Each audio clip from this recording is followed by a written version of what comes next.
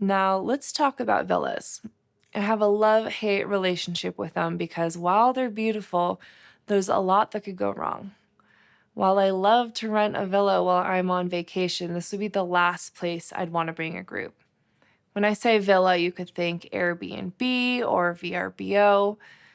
And while these homes are often beautiful and luxurious, they're missing many things that the first two aren't.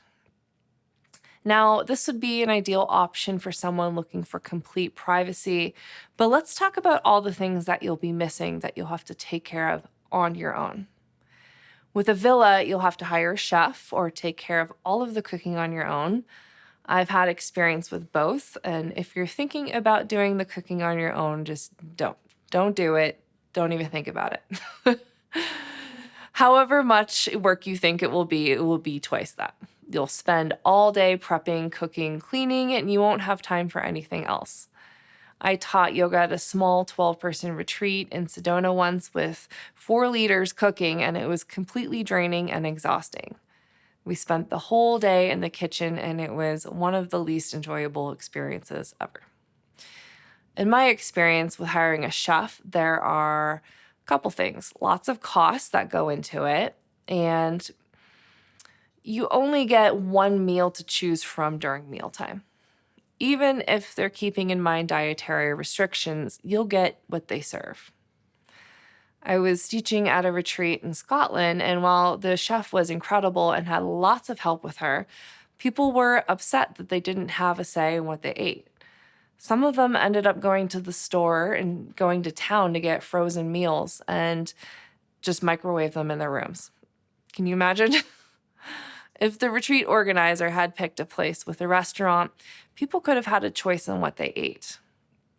That being said, you might find that hiring a chef is the best option, and you'll want to look very carefully at your contract and make sure each and every expense, including their own transportation and lodging, is in there. Make sure that whatever you do, though, you get a contract. I've heard a lot of horror stories about people receiving a bill from the caterer or the chef that was far beyond what they expected because there was no contract and they didn't advise of each and every cost. Don't do a verbal agreement, get a contract.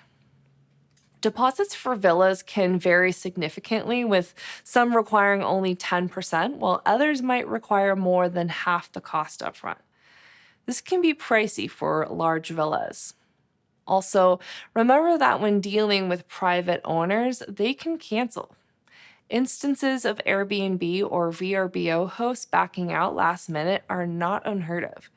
This can throw your plans into disarray, forcing you to either scramble for a replacement or cancel your retreat. Personally, I've experienced this exact thing on a group vacation in Costa Rica. Thank God it wasn't a retreat, but we did have to scramble to find a new place, and it was much more expensive. On top of not having restaurants, there's no housekeeping, meaning the place can get dirty quickly.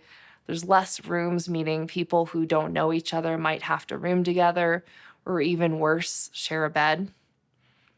This happened to me once. Having people who don't know each other in a room isn't the worst thing in the world, but sometimes people don't get along, and that is an issue, especially if there's not more space for them to move into a room on their own. Villas won't help you with things like shuttle service, getting to and from the airport. They don't help setting up excursions. You can see why a private villa might be more challenging.